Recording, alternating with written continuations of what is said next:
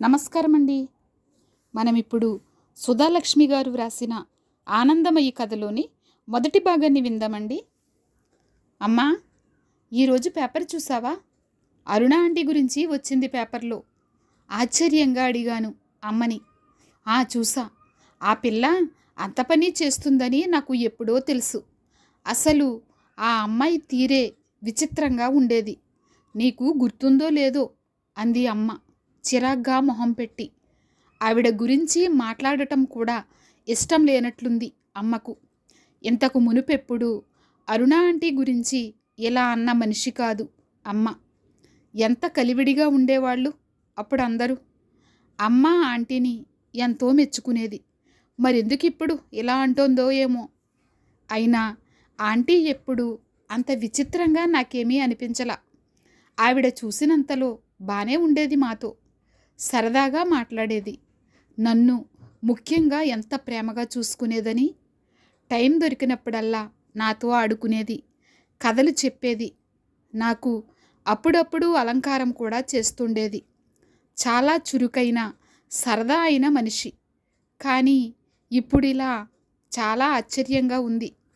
ఇది ఎన్నేళ్ల మాట అంటే సరిగ్గా చెప్పలేను, కానీ నాకు 5-6 ఏళ్లుంటాయేమో.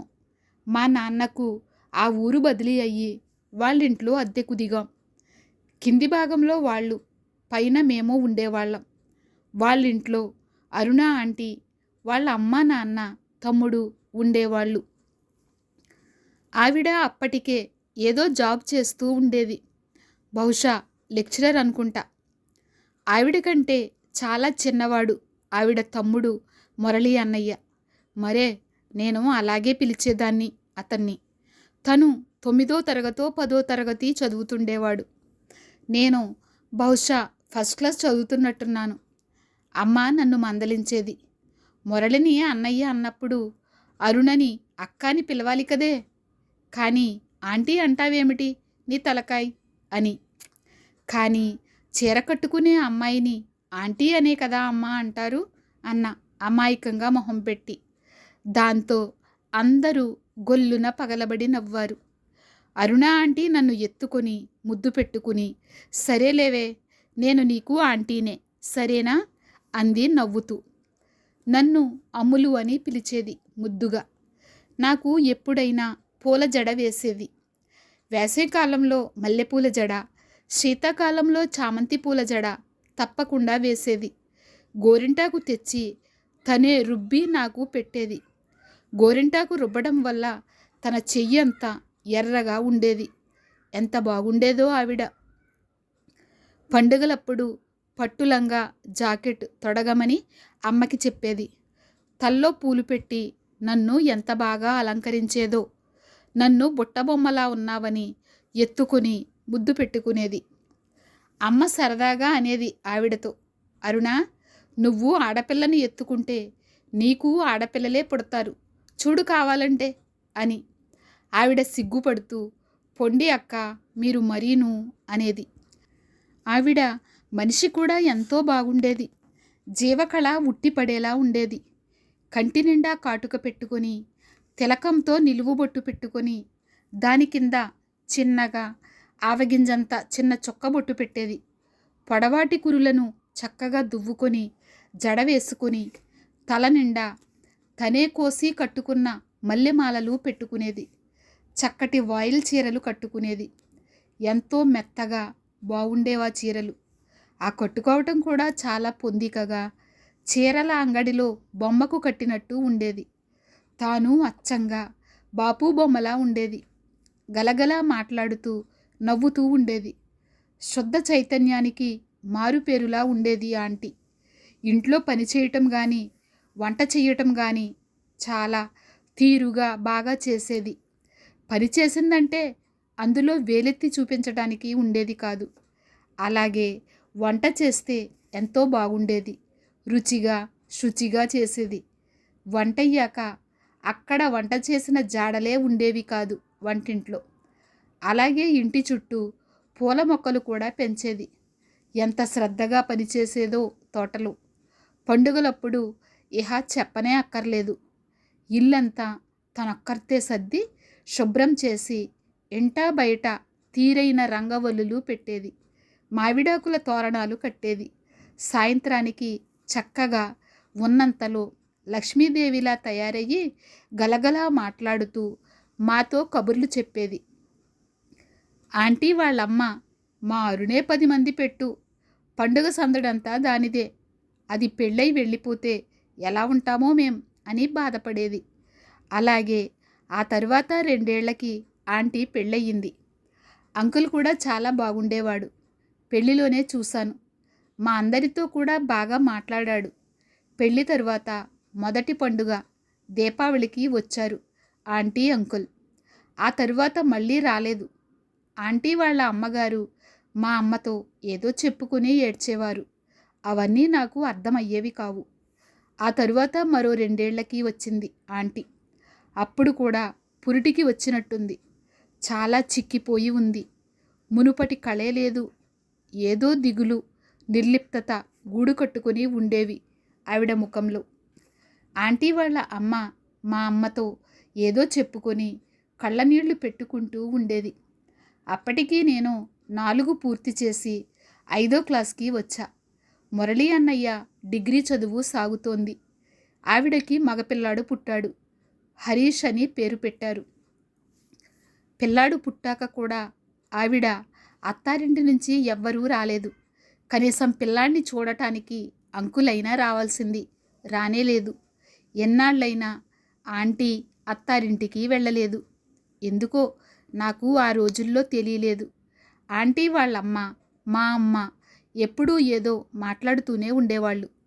అమ్మ కూడా ఆంటీతో ఏదో చెప్తూ ఉండేది. నాకు వాళ్ళ మాటలు అర్థమయ్యే వయసు కాదు కాబట్టి నాకేమీ తెలిసేది కాదు. నేను మాత్రం హరీష్తో ఆడుకుంటూ బాగా ఎంజాయ్ చేసేదాన్ని. వాడిని చూడగానే పెద్ద ఆరిందాలా వాణ్ణి ఎత్తుకునేదాన్ని. నా వయసు 10-12 ఏళ్ల మధ్య ఉండొచ్చు. సహజంగానే ఆడపిల్లల్లో అమ్మతనం దాగుంటుందేమో తెలీదు. వాడంటే నాకెంతో ప్రేమ, అభిమానం ఉండేది. నా మంచి మంచి పాత గౌన్లు వాడికి వేసి ఆడపిల్లకి మళ్ళీ పిలక వేసి పూలు పెట్టేదాన్ని. ఆంటీలో ఇదివరకటి సరదా లేదు. ఎప్పుడూ ఏదో ఆలోచిస్తూ ఉండేది. నేను వెళ్ళి మాట్లాడితే మాత్రం నాతో కబుర్లు చెప్పేది. ఆ కాసేపు నాతో ఆడుకునేది అంతే. మేము మరో 6 నెలలకి నాన్నకి వేరే ఊరికి ట్రాన్స్ఫర్ అయితే మేమంతా అక్కడ నుంచి వెళ్ళిపోయాము. ఆంటీ వాళ్ళ నాన్న కూడా రిటైర్ అయినట్టున్నారు. నాకు పెద్దగా గుర్తులేదు ఆయన గురించి. మేం బయలుదేరేటప్పుడు ఆంటీ నన్ను కావలించుకొని ఎంతో ఏడ్చింది. అమ్మ, ఆంటీ కూడా ఒకరికొకరితో ఉత్తరాలు రాస్తూ ఉండమని అనుకున్నారు. మేం కొత్త చోటికి వెళ్ళాక అక్కడి అడ్రస్ ఇస్తూ ఉత్తరం రాస్తానని, నా చేత కూడా రాయిస్తానని అమ్మ అంది. ఇంకా ఆంటీకి వాళ్ళ అమ్మగారికి ఏమిటేమిటో చెప్పింది అమ్మ. నాకు తెలియలేదు. వెళ్ళాక మొదట్లో అమ్మ 2-3 సార్లు ఉత్తరాలు రాసింది కూడా. ఆంటీ నుంచి జవాబులు రాకపోయేసరికి అమ్మ ఊరుకుంది. అదీ కాక నా చదువులు, నాన్న ఆఫీస్, ఇంట్లో పనులు, వీటితో ఇహ మా లోకం మాది అయిపోయింది. తరువాత మేము ఎప్పుడూ కలవల. మొత్తానికి వాళ్ళ గురించి పెద్దగా అనుకునే టైం కానీ సందర్భాలు కానీ రాలేదు. కాబట్టి మెల్లిమెల్లిగా మా ఆలోచనపు పుటల్లోంచి వాళ్ళు తొలగిపోయారు. మొత్తం మీద మేము వాళ్ళు బహుశా 5-6 ఏళ్ళు కలిసి ఉన్నామేమో, లేక ఇంకా తక్కువో. ఉన్నన్ని రోజులు చాలా సరదాగా గడిచాయి. అవి నాకు మరుపురాని రోజులు. ఎంత హాయిగా ఉండేవో ఆ రోజులు. తరువాత ఎన్నో ఏళ్ల తరువాత ఇదిగో మళ్ళీ ఇప్పుడే ఆంటీని పేపర్లో చూడ్డం. అస్సలు గుర్తుపట్టలేకపోయాను. పెద్దతనం వల్లనేమో కానీ ఆ ముఖం, ఆ విశాలమైన నేత్రాలు ఇంకా అలానే ఉన్నాయి. పెద్దతనం వల్ల ముఖంలో కొద్దిగా ముడతలు వచ్చినా, కొద్దిగా కళ తప్పినా వేరే ఇంకేమీ మార్పులు లేకపోవటం వల్ల నిశితంగా 1-2 సార్లు చూశాక పోల్చుకోగలిగాను. ఆ మధ్య హరీష్ కోసం ఫేస్బుక్లో వెతికాను. వెతగ్గా చాలా కష్టం మీద ఎక్కడో విశాఖపట్నంలో ఉంటున్నట్టు తెలిసింది. అది కూడా అతని చిన్నప్పటి ఫోటోల్లో ఒకటి ఆంటీతో దిగింది ఉండబట్టి. నేను ఫ్రెండ్ రిక్వెస్ట్ పెట్టాను. అతని నుంచి ఎటువంటి స్పందన లేదు. నేను ఫలానా అని కొన్ని సంఘటనలు ఉటంకిస్తూ అతనికి మెసేజ్ పంపిస్తే కూడా అతని వద్ద నుండి ఎటువంటి సమాధానం రాలేదు. ఆంటీకి ఏదైనా ఫేస్బుక్ అకౌంట్ ఉందేమోనని చూసా. ఎక్కడా కనిపించలేదు. హరీష్ ఫ్రెండ్స్ లిస్ట్లో ఆవిడ పేరు ఉందేమోనని చూసా. అక్కడ ఏమీ కనిపించలేదు. నిరాశతో వదిలేశా. అంతే. అంతకంటే ఆవిడ గురించి ఏమీ తెలియలేదు. నేను నా ఇంజనీరింగ్ పూర్తి చేసుకొని తరువాత మా అమ్మా నాన్న చూసి సెలెక్ట్ చేసిన వాసుని పెళ్లి చేసుకుని అమెరికా వెళ్ళిపోయాను. అక్కడ కొన్నాళ్ళు జాబ్ చేశాను. ఈ సంవత్సరమే ప్రెగ్నెన్సీ మూలంగా రిజైన్ చేసేసా. ఇదిగో పురిటికని ఇప్పుడు ఇలా ఇక్కడికి రావటం జరిగింది. అస్సలు అమ్మనే రమ్మందామని అనుకున్నా అక్కడికి. పుట్టే వాళ్ళకి అమెరికా సిటిజన్షిప్ వస్తుందని. కానీ అక్కడ డొమెస్టిక్ హెల్ప్ దొరకదు. అమ్మ ఒక్కదాని వల్ల అక్కడ చెయ్యడం కష్టమవుతుంది. పైగా నాకు కష్టమే అని వద్దులే అనుకున్నాను. అదీ కాక ఇక్కడైతే మా అత్తగారు వాళ్ళు కూడా ఉన్నారు. బిడ్డ పుడితే బాలసారని నామకరణమని సంబరాలు చేసుకున్నా వేడుక చేసుకున్నా అందరూ ఉంటారు. సందడిగా ఉంటుంది. అక్కడేముంది? ఏం చేసుకున్నా మేమే చేసుకోవాలి. ఇక్కడ నుంచి అందరూ రావడానికి వీలు ఉండదు.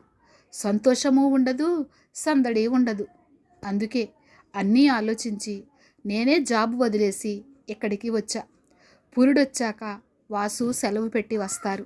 ఒకరోజు సాయంత్రం నేను బయటకు వెడుతుండగా, అమ్మా నేను గుడికి వెళ్ళొస్తాను, కొంచెం చేంజ్గా ఉంటుంది. అటు వాకింగ్ చేసినట్టు ఉంటుంది, ఇటు గుడికి వెళ్ళినట్టు ఉంటుంది. స్వామి కార్యం స్వకార్యం రెండూ అవుతాయి. అటు నుంచటే మా ఫ్రెండ్ వాళ్ళ ఇంటికి వెళ్ళొస్తా. అది చాలా రోజుల నుంచి పిలుస్తోంది అన్నాను అమ్మతో. కానీ నేను ఎక్కడికి వెళ్దాం అనుకుంటున్నానో అమ్మకి బాగా తెలుసు. బహుశా నువ్వొక్కదానివే వెళ్ళటం దేనికే? మరో రోజు వెళ్దాం ఉండు, నేను వస్తాను. వాళ్ళింటికి వీళ్ళింటికి ఇప్పుడెందుకు వెళ్ళడం? నెలలు నిండిన దానివి. ఎవరెవరు ఎలాంటి వాళ్ళో నీకు తెలీదు. అందరినీ ఒకేలా అనుకుంటావు. చెప్తే వినవు అన్నది చిరాగ్గా. నేను అమ్మా అని ఓ తీక్షణమైన లుక్ వేశా. దాంతో నీ ఇష్టం తల్లి, అక్కర్లేని తలనొప్పి నీకెందుకని చెప్పా. తరువాత నీ ఇష్టం. నువ్వు నా మాట ఎప్పుడు విన్నావని?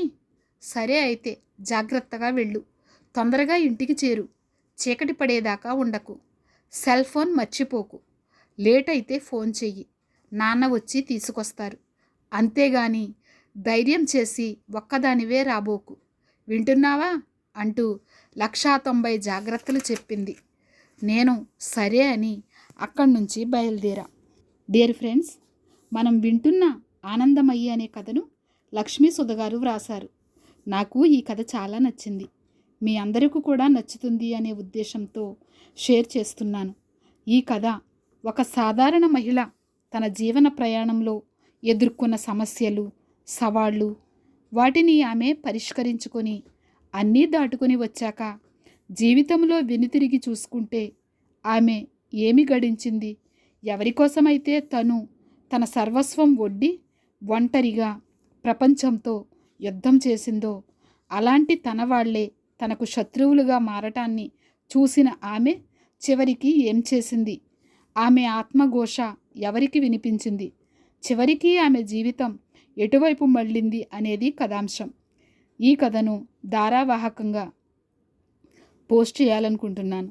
ఈ కథ మీకు కూడా నచ్చుతుందని భావిస్తున్నాను. ఈ కథను షేర్ చేసి మీ ఆత్మీయ స్పందనలు తెలియచేస్తారని కోరుకుంటున్నాను. తరువాతి భాగంలో మరలా కలుసుకుందాం.